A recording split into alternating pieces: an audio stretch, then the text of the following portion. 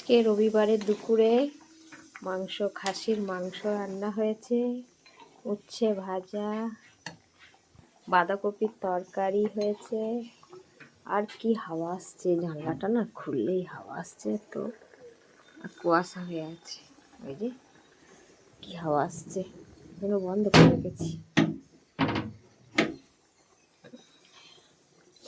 একটু স্যুপ তুলি,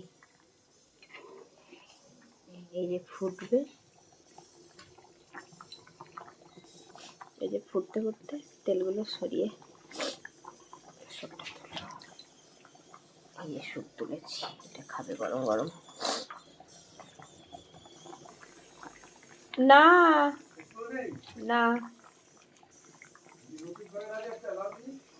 বলছি তো, নেই না। এই যে হয়ে গেছে ছোট, আমি তো যাইনি, আনিনি তো। আমার যা ঠান্ডা লেগেছে।